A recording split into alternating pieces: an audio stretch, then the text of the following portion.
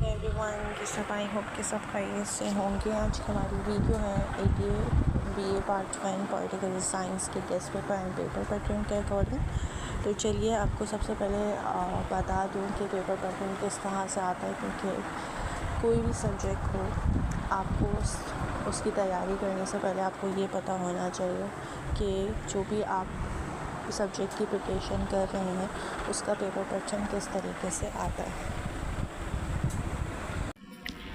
जी, तो आप लोगों को पता होना चाहिए कि जो भी आप लोग का सब्जेक्ट है उसका पेपर पैटर्न किस तरीके से आता है, ताकि आपको याद करने में आसानी होती है। अब आपको स्क्रीन पे नज़र आ रहा है पॉलिटिकल साइंस का 2022 का पेपर है, बट है ADA वालों का ही। ठीक है, अब जैसे कि BA वालों का भी अगर पेपर आता था पहले, क्योंकि अब तो BA नहीं है, पहले भी BA वालों का सेम यही पेपर पैटर्न के अकॉर्डिंग आता था, तो ADA वालों का भी सेम वैसा ही है। अब आप लोग को स्क्रीन पे नज़र तो आ रहा है कि अटैम्प्ट एनी 5 क्वेश्चन, यानी आपको जस्ट 5 क्वेश्चन अटैम्प्ट करने हैं। 10 क्वेश्चन दिए गए हैं, नोट चॉइस के अंदर इंक्लूड है। अक्सर स्टूडेंट क्या करते हैं कि वो कहते हैं कि इसमें तो लिखा हुआ 5 क्वेश्चन करना है, नोट कंपलसरी होगा। ऐसा नहीं है, और अक्सर स्टूडेंट ये भी करके आ चुके हैं कि 5 क्वेश्चन करने के बाद नोट का क्वेश्चन भी करके आते हैं। तो अगर आप ऐसा करते हैं तो 6 क्वेश्चन आपके होते हैं, 1 क्वेश्चन कोर्ट वाले कैंसिल कर देते हैं, यानी यूनिवर्सिटी वाले। अब आपको इसमें समझ आ गया कि ये 5 क्वेश्चन करने हैं, लेकिन 100 मार्क्स का पेपर है, तो इससे अंदाज़ा आप लगा सकते हैं कि एक क्वेश्चन 20 नंबर का है। बेशक पॉलिटिकल साइंस हो या कोई भी सब्जेक्ट हो, अगर 20 नंबर का कोई क्वेश्चन आता है तो आपने 4-4.5 पेजेस तक एग्ज़ाम कॉपी में इसके आंसर लिखने होते हैं। और हेडिंग्स कितनी होनी चाहिए?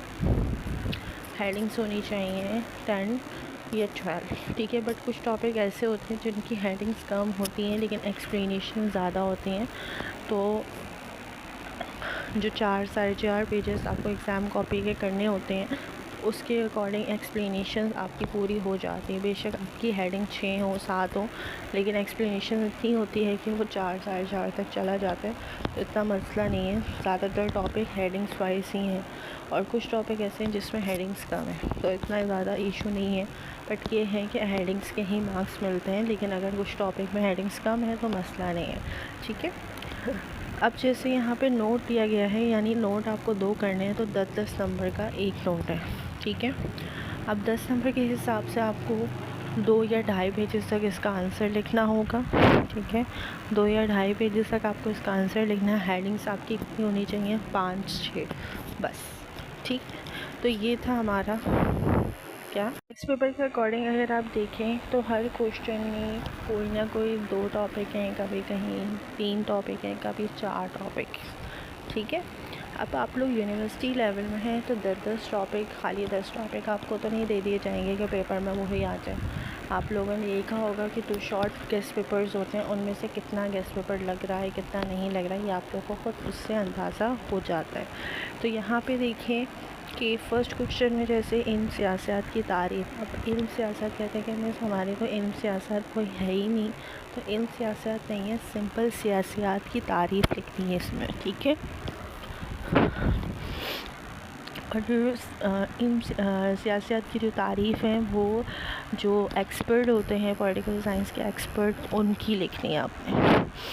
ठीक है, फिर आता है इसकी नौइयत और वसात, यानी सियासत की नौइयत और वसात बनानी, यानी स्कोप एंड नेचर बताना है। ये नोट क्वेश्चन में भी, ये क्वेश्चन में भी आ सकता है टॉपिक, ये नोट में भी आ सकता है। इल्म सियासत के मुताल्लिक़ के मुताबिक तरीक़ेकार। ठीक है, ये अलग टॉपिक है। सियासत का दीगर इमरानी उलूम से ताल्लुक़ अलग टॉपिक है।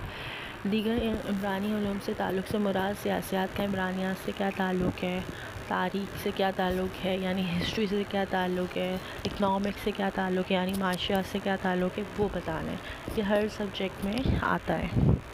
सेकंड क्वेश्चन है सियासी निज़ाम से मुताल्लिक़ आप क्या जानते हैं डेविड ईस्टन के हवाले से, निज़ामाती तज़किया। अच्छा, ये क्वेश्चन पूरा इसी तरीके से आता है, तो यहाँ पे सिंपल आपको देखना है इसमें क्या मेन बात हो रही है। अब पॉलिटिकल साइंस में कुछ टॉपिक होते हैं बहुत से घुमा के दिए जाते हैं, स्टूडेंट कंफ्यूज हो जाते हैं।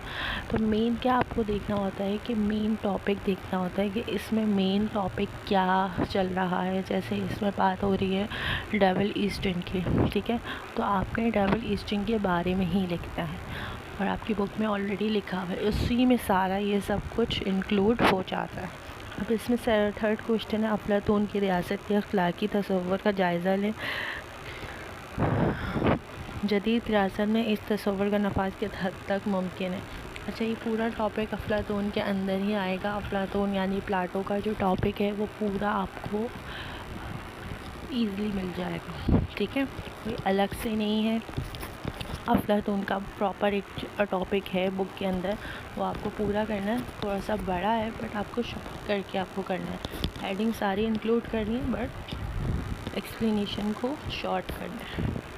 फिफ्थ क्वेश्चन आता है कि इस्लामी रियासत की तारीफ़ करें। अल-मावर्दी नज़रिए इमाम गज़ी के गज़ली के ख़ुसूसी हवाले से बयान करें। अच्छा, इसके अंदर जो है पहले इस्लामी रियासत की तारीफ़ बतानी है और अल-मावर्दी के बारे में बताना है। मोस्ट इम्पॉर्टेंट टॉपिक है बट कुछ टाइम से 2 सालों से इमाम गज़ली वाला टॉपिक भी आ रहा है। वैसे इमाम गज़ली का टॉपिक नहीं आता था बट 2 सालों से आ रहा है, तो ये भी इम्पॉर्टेंट टॉपिक में आ सकता है, ठीक है।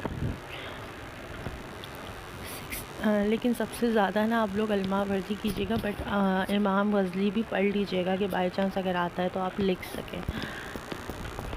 6 क्वेश्चन है जमहूरियत क्या है, इन शराइ से बहस करें जो एक कामयाब जमहूरी निज़ाम के लिए ज़रूरी है। 7 सदारती और पार्लिमानी निज़ाम की खूबियाँ और ख़ामियाँ बयान करें। हुकूक़ की तारीफ़ करें और जदीद रियासतों में जो बुनियादी हुकूक़ के तसव्वुर को बयान करें।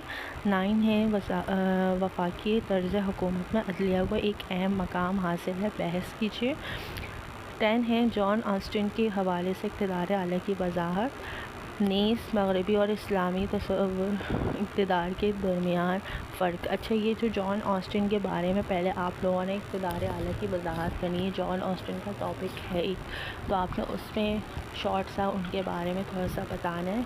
फिर जो है मगरबी और इस्लामी तसव्वुर का जो इक़्तिदार है उसके दरमियान आपने फ़र्क बताना है, ये भी बुक के अंदर मौजूद है। फिर आता है 12 क्वेश्चन जमहूरी रियासतों में सियासी जमातें और फशावरी गिरोह की अहमियत, ये भी बुक के अंदर मौजूद है। अब क्या ये जो क्वेश्चन है सारे बुक के अंदर हैं, ये नहीं कहूँगी कि बुक से हट के कोई है, ऐसा कुछ भी नहीं है, सब कुछ आपको बुक के अंदर ही मिलेगा। 12 क्वेश्चन है बल्कि 13 है कि इनफरादियत की बुनियादी कवायद क्या हैं, जदीद रियासतों इन पर कैसे अमल दरामद को मुमकिन बनाते। अच्छा, ये इम्पॉर्टेंट टॉपिक वैसे मोस्ट इम्पॉर्टेंट टॉपिक नहीं है बट ये इम्पॉर्टेंट टॉपिक में शामिल होता है, तो ये आप लोग को इस साल के लिए इम्पॉर्टेंट है, ये टॉपिक आ सकता है। वैसे तो ये इम्पॉर्टेंट नहीं, मोस्ट इम्पॉर्टेंट में शामिल नहीं है बट इस साल के लिए ये इम्पॉर्टेंट है, इस साल शायद ये आ जाए, चांसेस इसके हैं। अच्छा, जो नोट मोस्ट इम्पॉर्टेंट जो नोट है, अच्छा इसमें जो राय आमा का टॉपिक है, राय आमा का टॉपिक क्वेश्चन बन के भी आ सकता है एंड नोट बन के भी। बुनियादी हुकूक, फलाही रियासत, आइन दस्तूर की अहमियत। आइन और दस्तूर दोनों सेम है, काफ़ी स्टूडेंट्स को नहीं आइडिया होता है तो वो लोग क्या करके आते हैं, वो समझते हैं कि ये नोट ही गलत है। और वफाकियत, ठीक है। तो ये था हमारा आज का पूरा गेस्ट पेपर। इंग्लिश मीडियम में भी मैं आपको बता देती हूँ, इंग्लिश मीडियम में आप भी देख लें, एक दफ़ा अच्छे से आप देख लें ताकि अगर कुछ समझ नहीं आ रहा है या कुछ भी पूछना है तो आप इजीली मुझसे पूछ सकें, ठीक है। जो भी चीज़ मैं आप लोगों को भेजा करूँ आगे भी आप लोग शेयर लाजमी किया करें ताकि आपके साथ साथ और स्टूडेंट का भी फ़ायदा हो, ठीक है। अभी के लिए इतने ही, मिलते हैं नेक्स्ट वीडियो के साथ। दुआओं में याद रखिएगा। अल्लाह हाफ़िज़।